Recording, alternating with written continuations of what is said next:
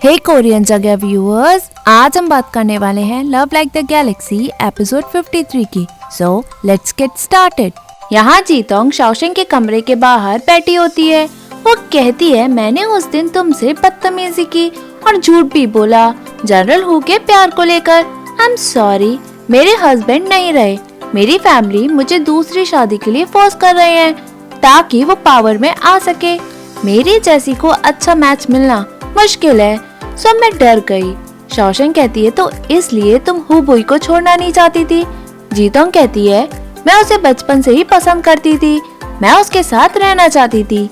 Shaosheng उसे उठाते हुए कहती है, वो ऐसा नहीं सोचता। ये कहकर वो अंदर चली जाती है। जीतोंग अंदर बैठकर कहती है, मैंने खुद को ज्यादा ही समझ लिया था और तुम्हारे प्यार को कम समझा, इसलिए हर जगह मेरी इंसल्ट हुई। जनरल हु ने मिरर मेरे फादर को सबके सामने दिया और उसे वेडिंग गिफ्ट कहा। मेरे फादर उससे कितने एम्बैरेस हुए। शाओशेंग कहती है, मुझे घूरना बंद करो, मेरा उससे कुछ लेना देना नहीं है, मैं उससे कुछ नहीं कहूँगी, ये तुम्हारा मैटर है। जीतोंग कहती है, एक तरफा प्यार 5 साल तक ही टिका, इन 5 साल में मुझे क्या मिला?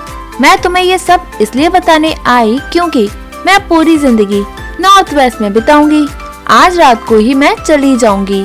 मैं तुम्हें और जनरल हु को एक साथ होने के लिए विश करती हूँ, नहीं तो मैं परेशान रहूंगी। मैं उनको अपने मन से निकालती हूँ। मुझे एम्प्रेस जुआन के लिए कुछ करना है। वो ही एम्प्रेस से मिलने आता है। मैडम जई उसे एम्प्रेस की तबीयत के बारे में बताती है कि वो बहुत बीमार है। उनकी तबीयत सुबह से ही बिगड़ रही है, अब तो वो उठ भी नहीं पा रही है। वो तुम्हें बहुत मिस कर रही थी। वो ही एम्प्रेस के पास जाकर उसे बुलाता है। एम्प्रेस उठ के कहती है, क्या तुम जीशेंग हो? वो ही अंदर जाकर कहता है, मैं ही हूँ। एम्प्रेस अपना हाथ देती है और कहती है, तुम कमजोर हो गए हो। वो ही कहता है, मैं बस कैपिटल के बारे में ही सोचता था, शायद इसलिए। एम्प्रेस कहती है, कैपिटल के बारे में सोच रहे थे या फिर शाओशेंग के बारे में? मैं तुम्हें बताना चाहती हूँ कि युआन शन और शाओशेंग एंगेज नहीं हुए हैं। वही कहता है, मैं जानता हूँ। एम्प्रेस कहती है, शाओशेंग अभी भी तुम्हारी चिंता करती है। वही कहता है, मैं ये भी जानता हूँ, गलती मेरी है, मैंने अपनी खुशियाँ सूली पे लटका दी। एम्प्रेस कहती है, जब वो छोटी थी उसे सबसे ज्यादा प्यार चाहिए था, उसकी फैमिली ने उससे प्यार नहीं किया। अगर तुम अपना प्यार उसे देना चाहते हो तो गलती सुधार लो, वो ही तुम्हारा हमेशा डिसीजन समझे। बातचीत करके ही सोल्यूशन मिलेगा। वो ही एग्री करते हुए कहता है, आज के बाद मैं उसे सब कुछ बताऊंगा, उससे कुछ भी नहीं छुपाऊंगा। एम्प्रेस कहती है, टाइम की कमी है, मैं तुम्हारी शादी उससे होते नहीं देख सकती। वो ही रोके कहता है, सारी गलती मेरी है, मैंने आपको चिंता में डाला। एम्प्रेस उसे प्यार से कहती है, अगली बार तुम दोनों मेरे ही बच्चे बनना ताकि मैं तुम्हारे साथ पूरी जिंदगी खुशी से जी सकूं और खुशी में भी मरूं। ये परफेक्ट लाइफ होगी मेरी। दोनों रो जाते हैं। यहाँ कैरेज जाता है। जीतोंग शाओशेंग को लेकर जाती है। शाओशेंग कहती है, हम बेस्ट फिजिशियन के पास अब तक क्यों नहीं पहुँचे हैं? जीतोंग कहती है, जब मैं अपने हस्बैंड के लिए मेडिसिन ढूंढ रही थी तब मैंने कई लोगों से कहा, एट लास्ट मैंने इन्हें सिलेक्ट किया, ये बेस्ट है। अगर आपको ट्रस्ट नहीं है तो आप वापस जा सकती हैं। क्या एम्प्रेस इतना टाइम वेट कर पाएंगी?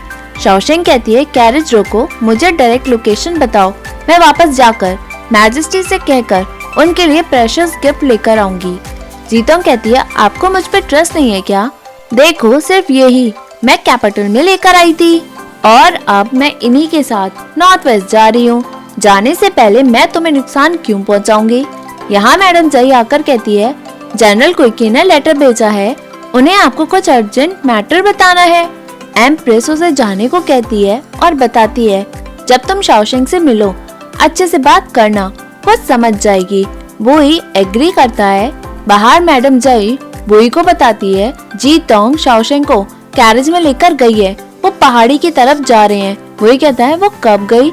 जई 1 घंटे पहले बताती है। वो ही भागता है। यहाँ शाओशेंग कहती है, जब तुम नॉर्थ वेस्ट जाओगी अपने लिए अच्छा हस्बैंड ढूंढ लेना, अगर तुम्हें ना मिले तो कॉम्प्रोमाइज मत करना। किसने कहा कि एक औरत बिना हस्बैंड के जी नहीं सकती? जीतोंग कहती है, तुम नहीं समझोगी, जनरल हु के अलावा मैं किसी से शादी नहीं करूंगी। शाओशेंग कहती है, पूरी दुनिया में वही नहीं है, तुम उस पर मत अटको। जीतोंग कहती है, मैं उसे बचपन से पसंद करती थी, बट मेरी कोई पोजीशन नहीं थी, इसलिए मैं उसे प्रपोज भी नहीं कर पाई। फिर हम दोनों एंगेज अलग अलग इंसान से हो गए। मुझे लगा कि मेरी किस्मत ही खराब है, लेकिन हम नॉर्थ वेस्ट में आखिरकार मिले। मैं उस वक्त बहुत खुश हुई। शाओशेंग कहती है, तुम जनरल हु के बारे में सोच रही थी जब तुम्हारे हस्बैंड जिंदा थे। जीतोंग कहती है, प्यार में कैसी फीलिंग्स होती है तुम समझ सकती हो, लेकिन मुझे अपने आप को किसी और को सौंपना पड़ता था। जब मैं उसके साथ बेड पे होती थी तब भी मैं बुई के बारे में ही सोचती थी। मैंने जीशेंग का रिप्लेसमेंट ढूंढ ही लिया था। शाओशेंग कहती है, ऐसी बकवास बातें मुझे मत बताओ।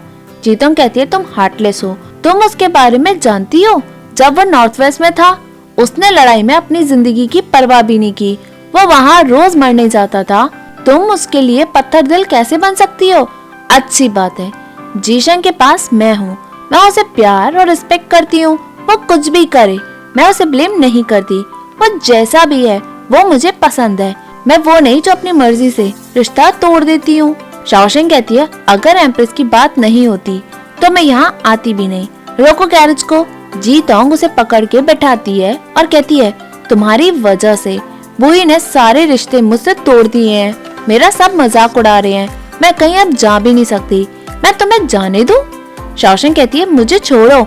जीतोंग शाओशेंग को जबरदस्ती पकड़ती है और कहती है, जीशेंग ने ये टूथ मार्क ट्रीट भी नहीं कराया, वो ऐसी मेडिसिन खाता था जिससे उसका ये टूथ मार्क और बिगड़ जाए। सब तुम्हारी वजह से मैं पागल बनी, तुम दोनों की वजह से। शाओशेंग कहती है, तुम बेवकूफ खुद की वजह से बनी हो। वो उससे छूटने की कोशिश करती है, बट जीतोंग चाकू निकाल के उसे पकड़ते हुए कहती है, उसे किसी भी औरत की चिंता नहीं, तुम में क्या है? मैं पैलेस तुमसे पहले आई, मैं तुमसे ज्यादा अच्छी हूँ, बट वो ही सिर्फ तुम्हें पसंद करता है, तुम्हें मरना होगा। शाओशेंग कहती है, तुम मुझे मार दो तो भी वो तुम्हें नहीं चुनेगा। जीतोंग कहती है, तो क्या? मैं उसके लिए किसी भी हद तक जा सकती हूँ। जब मैंने अपने हस्बैंड को मार दिया तो मैं तुम्हें भी मार सकती हूँ, ताकि वो मुझे अपनी नफरत में भी मुझे याद करे।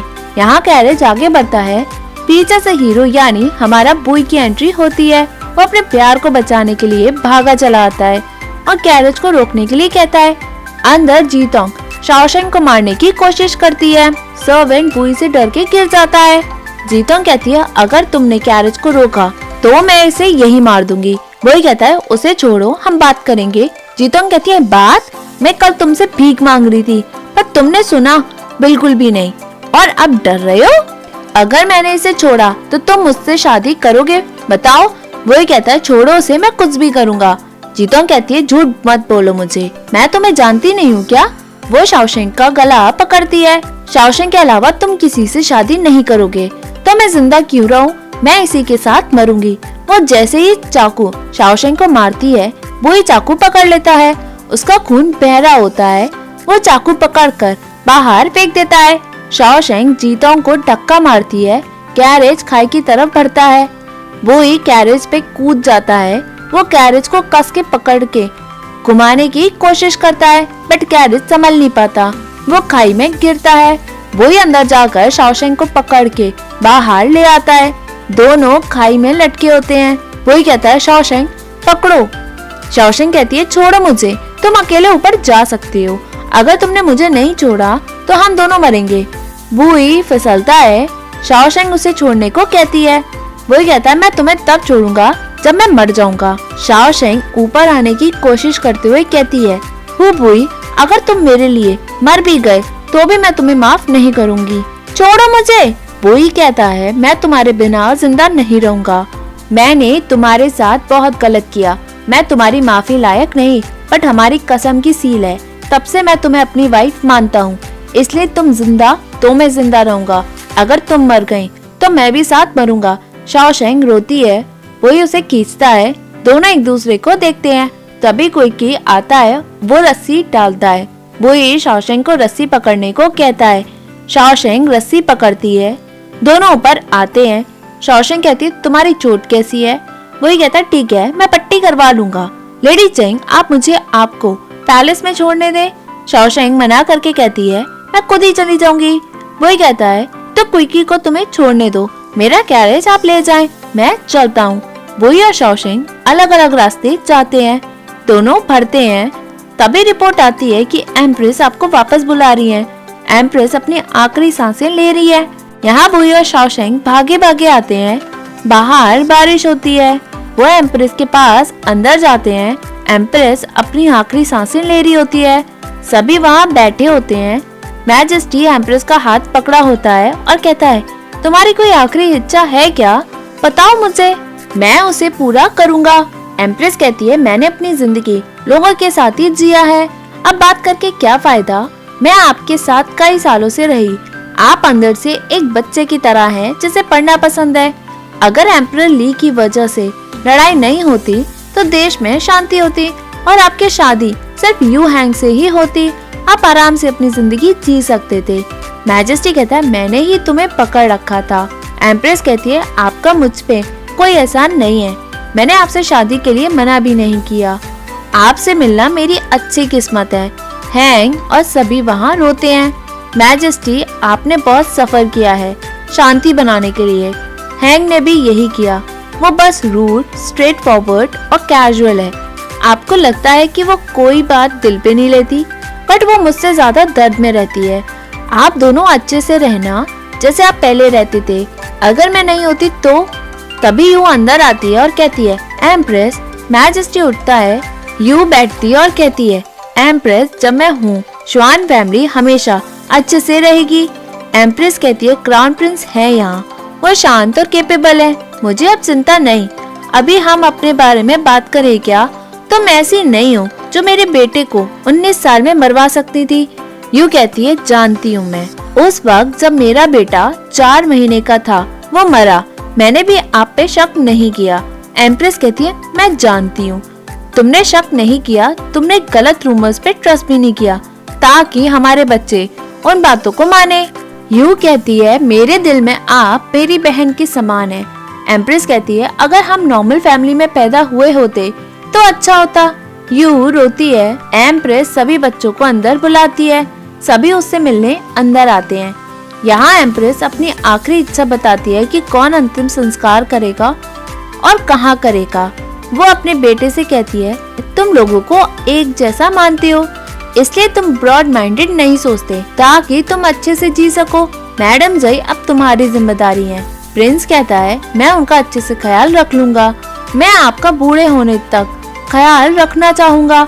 एम्प्रेस कहती है, मेरे पास इतना टाइम नहीं है। फिर प्रिंसेस कहती है, मैं गलत थी मदर, क्या मैं अपनी जिंदगी के बदले आपकी जिंदगी नहीं मांग सकती? एम्प्रेस मना करती है और उसे अच्छे से जीने को कहती है। वो जीशेंग को अपने पास बुलाती है। वही उसके पास आता है और कहता है, आई एम सॉरी। एम्प्रेस कहती है, मैंने तुम्हें कभी भी ब्लेम नहीं किया। तुम परेशानी में जी रहे थे। तुम्हारे पास हमारा कोई कर्ज नहीं था। तुम गिल्टी फील कर रहे हो, मैं सब जानती हूँ। जब मैं नहीं रहूंगी सारी बातें हवा में उड़ जाएंगी। तुम खुद को भी माफ कर लेना। वो एक दुखी होता है। वो शॉशैंक को बुलाकर कहती है, मैं तुम्हारे साथ 5 सालों से थी। शॉशैंक कहती है, मैं खुद आपके साथ थी। एम्प्रेस कहती है, पगली, हर किसी के पास ज्यादा टाइम नहीं होता। तुमने मेरी वजह से बहुत टाइम खोया है। आगे तुम अच्छे से जीना। जैसे मैंने अपनी जिंदगी वेस्ट कर दी वैसे तुम मत करना। एक माँ होने के नाते मैं तुम्हें मिलते हुए देखना चाहती हूँ, जहाँ भी तुम एक दूसरे को छोड़कर गए थे। बड़े होने के नाते शादी को फोर्स करना सही नहीं। मैं बस एडवाइस करती हूँ कि तुम अपने दिल की सुनो। आज में ही जीना, रिग्रेट बिल्कुल मत करना। आई होप मेरे अगले जन्म में सब जगह शांति हो ताकि मैं दर्द में ना जी सकूं।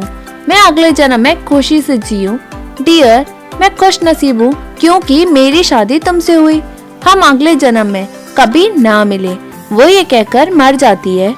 सभी उसके मरने पे रोते हैं। मैजेस्टी भी उसे पकड़कर रोता है। एम्प्रेस इस दुनिया से अलविदा कह चुकी होती है। सब उसे लास्ट ग्रीटिंग्स देते हैं। शॉशैंक उसका हाथ पकड़कर रोती है। वहाँ सभी रोते हैं। बाहर बारिश होती है। शॉशैंक बाहर आती है। वो आगे बढ़ती है और बारिश में चलते चलते वो बैठ जाती है, फिर गिर के बेहोश हो जाती है। पीछे से बुई देखता है। वो भागा भागा आता है। वो उसके पास आकर उसे उठाता है और उसे लेकर चला जाता है। वो मार्कस चीलिंग रेजिडेंस में पहुंचता है। शाओशेंग को लेकर उसके कमरे में जाता है। वो उसे लिटालता है, वो उसे देखता है। शाओ युआनी कहती है, जनरल हूँ, हमें बात करनी चाहिए। बुई एग्री करता है। यहाँ शाओ युआनी और चेंगशी होते हैं। शाओ युआनी कहती है, क्या हुआ? बुई कहता है, एम्प्रेस शुआन नहीं रही। शाओ युआनी शॉक होती है। बुई कहता है, आप चिंता ना करें, मैं बस शाओशेंग को यहाँ छोड़ने आया हूँ, मैं चला जाऊंगा, आपको परेशान नहीं करूंगा। तभी चेंगशी उसे रोकता है और कहता है, तुम मार्कस चीलिंग रेजिडेंस को समझते क्या हो और न्याओ न्याओ को क्या समझते हो? तुम अपनी मर्जी से आते और जाते हो।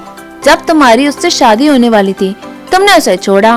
5 साल पहले वो बीमार थी और मरने की कगार पे भी थी। वो उस पे गुस्सा करता है। वो नील करता है और कहता है, मैंने शाओशेंग के साथ बहुत गलत किया।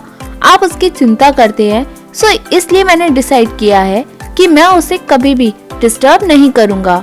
शाओ युआनी कहती है, न्याओ न्याओ पिछले 5 साल से कैसे रही? तुम्हें पता है क्या? उसे मस्ती करना और लोगों के साथ रहना बहुत पसंद था, बट उसने खुद को 5 साल चैंक्वी पैलेस में लॉक कर लिया। जब मैं बीमार थी, जब उसके भाई की शादी हुई, उसके कजन की शादी हुई, हमें लगा कि वो हमसे मिलने आएगी, बट वो नहीं आई।